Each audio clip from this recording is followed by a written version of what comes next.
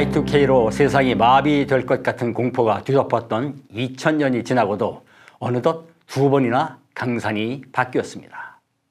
그때의 불안은 그저 호들갑이었지만 최근 수년 동안 인류는 미중유의 사태를 겪어왔습니다. 첨단 과학과 의학의 혜택을 이전 어느 시대보다 더 크게 누려왔던 오늘날의 인류는 눈에 보이지도 않는 바이러스로 생명과 건강에 엄청난 위협을 받았었고 지금도 사실 종식된 것은 아니지요. 지구를 장악하고 우주로 날아갈 것 같았던 인간은 어처구니 없게도 한갓 미물에게 포로가 되었었습니다. 게다가 그동안 방역을 위한 거리두기로 인하여 경제도 더욱 어려워졌었지요. 건강과 생명에 경제까지 얽힌 문제이니 그야말로 불안과 고통이 엎친 데 덮친 격이었습니다. 그러다가 대책을 세운답시고 돈을 마구 찍고 풀다 보니 이제는 감당할 수 없는 물가 상승으로 또 다른 고통을 받고 있는 상황이기도 한데요. 아직 종식도 되지 않은 상황에서 섣부르긴 하지만 많은 전문가들은 코로나19 이전과 이후로 시대를 나누어야 할 것이라고들 예견합니다. 경제 구조는 말할 것도 없고 보다 근본적으로는 삶의 방식이 바뀔 수밖에 없고 또한 바뀌어야 한다고 하는데요. 바이러스의 출현 원인에 대한 논란이 분분하지만 신종의 등장이 어떤 연유로든지 생태 환경과 무관할 수는 없기 때문이겠죠. 지구온난화로 빙하가 녹으면서 남북극 동토에 묶여있던 인류 출현 이전의 바이러스들이 언제 어느 곳에서 우리들을 공격할지 알 수 없다고 합니다. 게다가 이도 모자라 최근 20년 사이에는 수백만 년 된 미생물들이 연구실에서 줄줄이 소송되었다고 하니 이런 것들이 인간의 손을 떠나면 어떤 흉측한 괴물이 되어서 다시 인간을 공격할지 가공할 섬뜩함은 상상조차 하기 어렵습니다.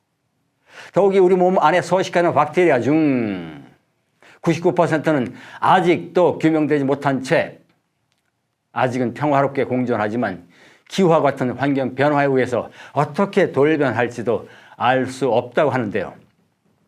지구는 고사하고 우리 몸에 대해서도 우리가 아는 것이 별로 없습니다. 알 수 없다 하니 작금의 상황이 참으로 그러합니다.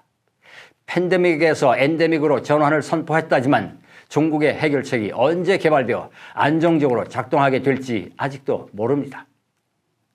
무증상 감염자들이 적지 않다니 증상도 없고 감염되었는지도 모른 채 남들에게 감염시킬 수도 있다는데요.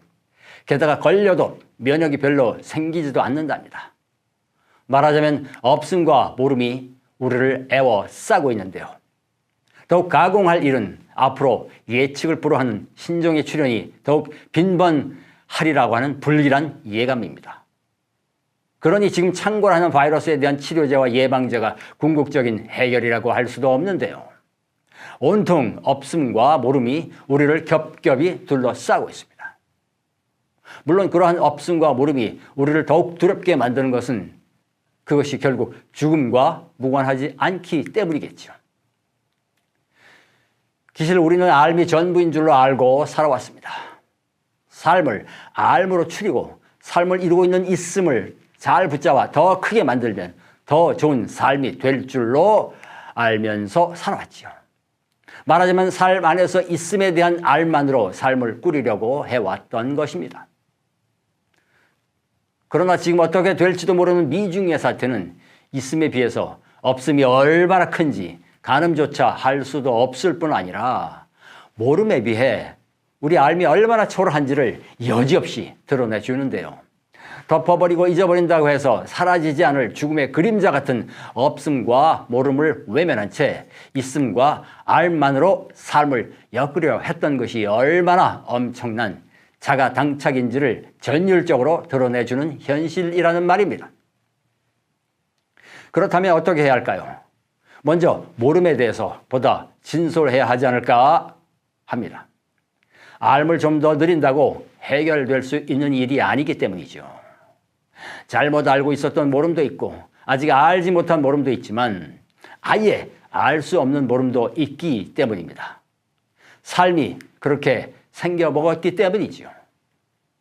그러니 이제 그런 모름의 뜻을 새기면서 없음에 대해 새삼스레 조심해야 할 일입니다. 늘 그렇지는 않다는 통찰도 이를 가리킬 텐데요. 늘 나쁘지만은 않지만 늘 좋지만도 않으니 말입니다. 기대도 하지만 예상도 해야 합니다.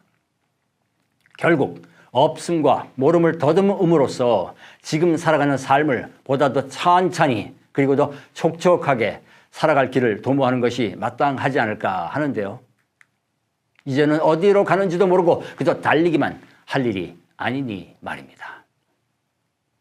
자금의 상황이 우리에게 돌아보면서 들숨과 날숨을 가다듬으라고 합니다. 숨이고 쉼입니다. 모름과 없음으로 둘러싸인 우리 삶에서 매 순간을 조근하게 밟아가는 지혜의 길 말입니다. 우리가 여기서 함께 곱씹게 될 종교와 문화라는 이름의 종교 인문학도 이런 뜻을 지니고 있을 터입니다. 종교란 것이 눈에 보이는 있음과 알만이 아니라 보이지 않으나 더 큰 없음과 모름의 넓이와 깊이에 조금이라도 다가가려는 통찰을 앙망하는 일이기 때문입니다. 종교 인문학이라고 하니 이 구절을 한번 곱씹어 보겠습니다. 돌아보지 않은 삶은 살 가치가 없다. 일찍이 고대 그리스 현인이 토해낸 사자후입니다. 허나 우리네 삶은 너무도 분주하지요. 도대체 돌아볼 여유가 허락되지 않은 과속의 삶입니다. 그러나 더 많아지고 더 빨라졌고 그래서 더 편해졌지만 더 행복해졌다고 하기는 어려운데요.